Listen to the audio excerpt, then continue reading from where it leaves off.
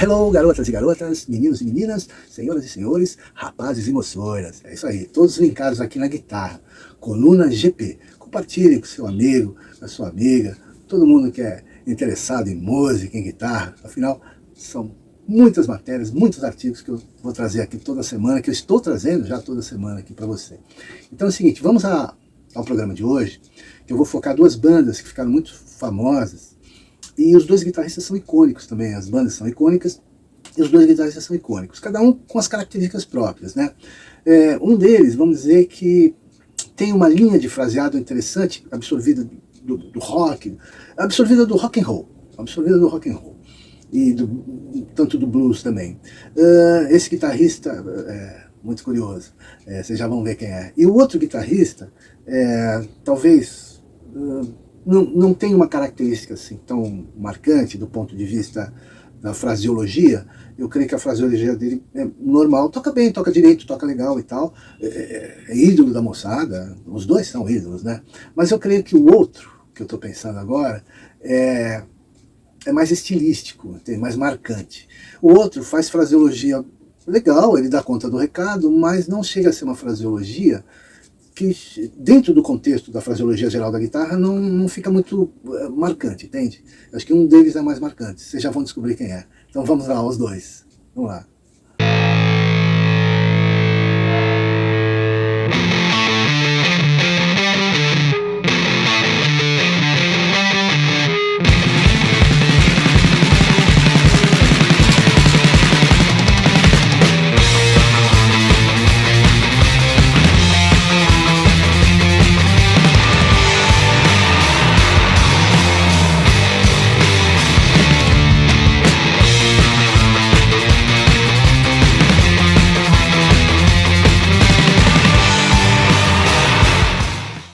Opa, então vamos lá? Agora sim, antenados aqui, né? Curso de guitarra para iniciantes, hein?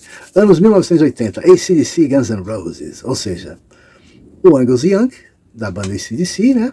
É dele que estamos falando, e Guns N' Roses, estamos falando do Slash, obviamente, claro. Então, para a aula desta semana, aí está escrito do mês, porque o artigo era mensal, hein? Galera, se você está chegando agora, é o seguinte, esses artigos aqui são mensais, da revista que eu escrevia, mas eu passo aqui para vocês semanalmente o material. Toda semana estamos aqui na coluna GP, grudados na coluna GP, hein? Vamos lá, hein? Vamos grudar por a galera toda aí.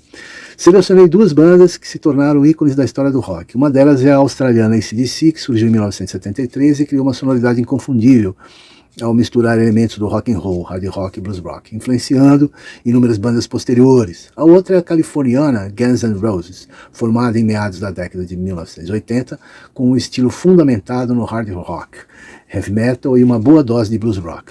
Então, o exemplo 1, vamos lá, que é do Back in Black, né? Que é o álbum lançado pelo AC/DC em 1980. Esse riff prova que a força e o poder do rock costumam residir na simplicidade de 3 acordes básicos. É impressionante isso, né? Escocês radicado na Austrália, o Angus Young é um dos maiores ícones da guitarra das últimas décadas. Ele tem uma pegada muito interessante, ele é interessante, assim, ele é engraçado, é curioso, né? Aquela vestimenta dele, a maneira como ele se apresentou o tempo todo e tudo mais. Ele fez realmente um público que seguiu ele, acho que desde a adolescência até a fase adulta, né? Eles já venderam, acho que mais de 150 milhões de cópias no mundo inteiro, né? De discos e tudo mais. É uma banda que realmente fez história. Eu, particularmente, ouvi pouco, eu tenho, acho que 1 ou 2 discos só do AC/DC, né? Mas o que me chama a atenção, o que é mais interessante do AC/DC é o Angus Young, realmente, né? Acho que o resto da banda é normal, né? O irmão dele, que já morreu, também fazia base legal e tudo mais. Então, um furacão que criou uma escola dentro da guitarra rock, né? Eu defini ele como um furacão, né?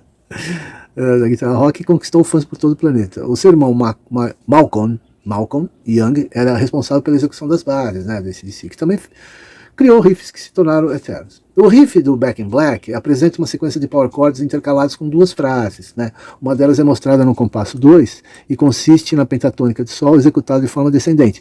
Note que ela começa na primeira acorde e finaliza com um bend. E a outra frase tem início no compasso 4 e consiste em uma passagem cromática, né? Olha lá, sol sustenido, lá, e tal, que é aquela parte final, né, do riff, né?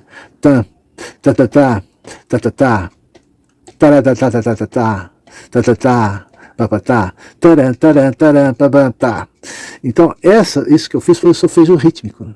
Que é uma coisa que seria legal, antes de você fazer a frase, você pensar no solfejo. Não só essa aqui, mas todos os exemplos que eu estou dando, você bater, ó, tá, papatá, papatá, tá, tá, tá, tá, tá, tá, tá.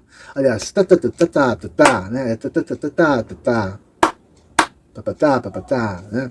Então, aí, vamos ver na tela como é que é isso tocado. Bem, o exemplo 2, você tem aqui, no exemplo 2, você traz o riff da canção Paradise City, gravado em 1987 pelo Guns N' Roses em seu primeiro álbum, Appetite for Destruction.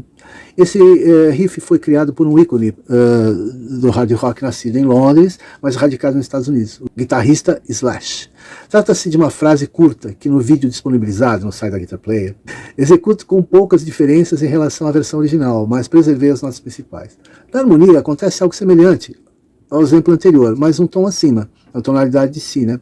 O riff começa no acorde de Fá sustenido, seguido de Si, né? E depois vai para o Mi, que é o grau 4, né? Que completa o centro tonal 1, 4, 5. Depois o trecho retorna a Si e termina em Fá sustenido. Mais uma vez a cadência 1, 4, 5 aí, né? Que aparece em várias músicas, né? Um exemplo que eu dei no programa 1 dessa série aqui, né? Que eu falo de 1, 4, 5. A rítmica desse solo está em semicolcheia, dentro da escala pentatônica, a última nota. Está, em princípio, fora da escala, mas por ser um bend de meio tom, sobe para Lá sustenido, ou seja, encontra-se dentro da escala. Preste atenção nos bends e na ligadura descendente dupla do penúltimo compasso. Para o estudo mais apurado da fraseologia da guitarra rock, recomendo o livro Universo da Guitarra Rock, volume 1, que é de minha autoria, obviamente, e que tem todos esses exemplos e muito mais. São 86 guitarristas, né, que eu abordo lá, né? E aqui está escrito esse exemplo 2, olha. Né? Ó, começa aqui o solfejo. E por aí vai, né? A célula rítmica se repete, sempre a mesma célula rítmica, tá vendo? Que tá tudo igual, ó. São as mesmas células rítmicas, né? Os dois compassos, só que tem as três semínimas e tal. Isso é uma pequena frase, uma pequeno riff aí do Slash, né? Um exemplozinho simples. Se a gente quiser estudar mesmo, entender um guitarrista, sacar o estilo dele mesmo, vai ter que aprofundar, né? Não é um riff que vai resolver o problema, tá certo?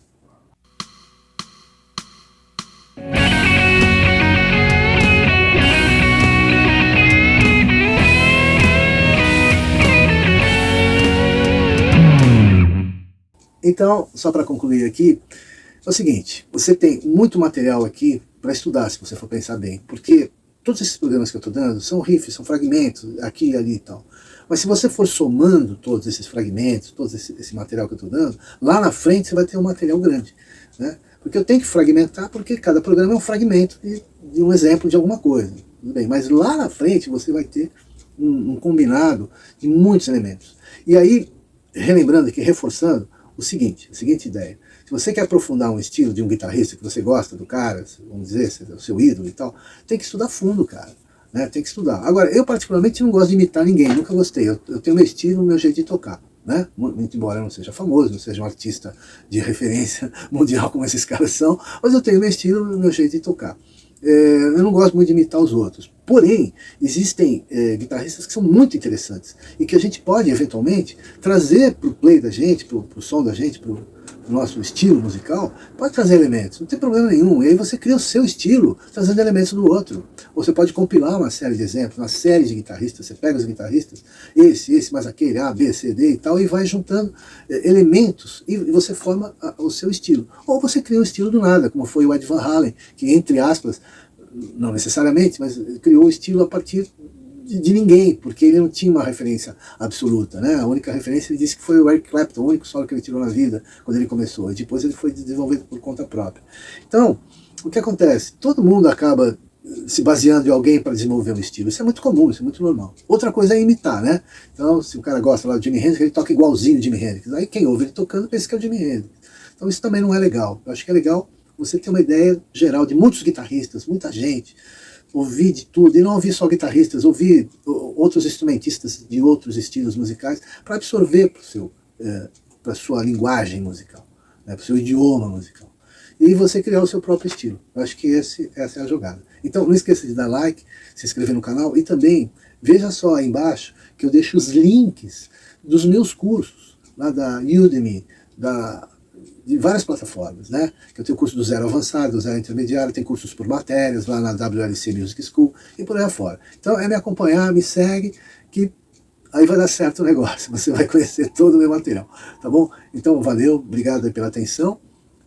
Semana que vem estamos aí, tem mais material, vamos embora agora, aqui tem material pra caramba, tem uma pilha aqui de matérias para eu passar para vocês, tonelada assim, ó, desse tamanho. Então vamos lá, tudo de bom, até a semana, valeu!